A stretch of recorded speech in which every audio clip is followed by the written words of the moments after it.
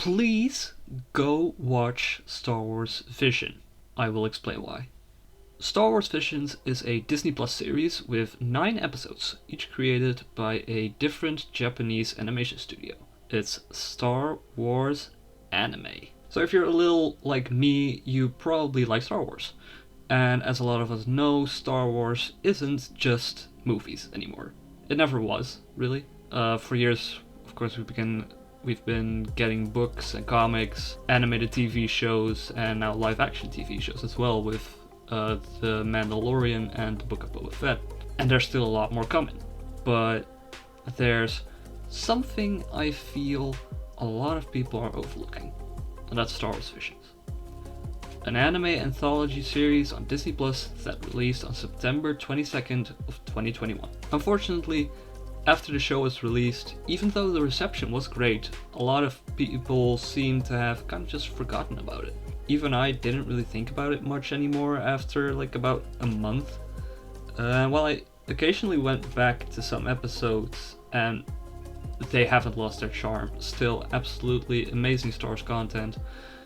After that initial month of hype, attention just kind of shifted to other things, which is a real shame because the show did a lot of cool things, and a lot of it is to do with what a lot of people had as a complaint about the franchise for a while now.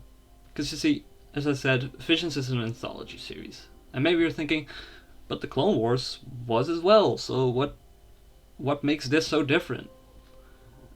Well, I'm glad you asked, if you did. Because Clone Wars takes place in a pretty specific time frame. It has a lot of room to tell totally different stories that don't really span an entire season, rather just standalone arcs or episodes. The beauty of the show is how diverse it can be. But still, it is constricted by the time it plays out in. And don't take that. That's me bashing the Clone Wars. I love that show to death. It's literally what got me into the franchise as a kid. But Star Wars Visions has basically no limitations as to what it can do because it is not canon. It doesn't really relate to any of the broader Star Wars universe. It's both the show's greatest strength, as it is the reason, at least I think so, why a lot of people kind of forgot about it after a while. Every episode stands on its own and tells a complete story. All of them take the general rules and vibe of Star Wars, but each studio uses it in their own unique way. They change the galaxy in a way that feels fresh but authentic. And as I said, it's not canon. Things can get wild. The only episode that has any ties to the Star Wars universe as we know it is the rock opera episode. An episode that is about a rock band who has to perform for Jabba the Hutt and Boba Fett is there. That is it. All the connections to the broader Star Wars universe as you know it. Star Wars Visions can do something that a lot of people have been asking for a long time. It can do something completely new.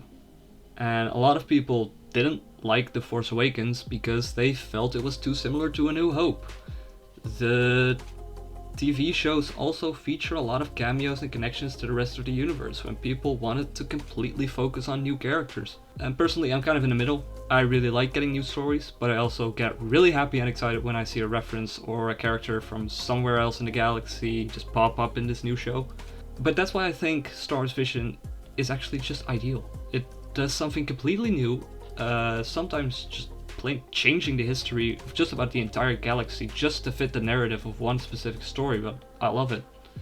The episodes are not long either. They're like 15 to 20 minutes each, with one of them being 25 minutes, and that's one of the best episodes in the show in my opinion. Often I will recommend the books and the comics to people, like the Dr. Aphra comics or the High Republic era books and comics, because while Dr. Aphra does have ties to the main universe, both of these projects introduce completely new characters and stories to Star Wars, and especially the High Republic in that regard. But maybe I should make that a separate video, or this will get really cluttered, I think.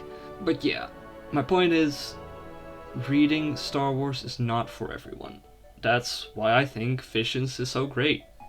It's something entirely new, but it's put into a visual experience. And while I get them maybe not being as memorable because they don't actually affect anything, I strongly feel that if you're searching for something completely new or just a fun time with Star Wars Visions will probably make you happy. Of course, unless you really don't like anime. I personally think it fits Star Wars really well, but I get that it's not for everyone. But that's all for me though. I hope you have a great rest of your day, and I hope to see you again.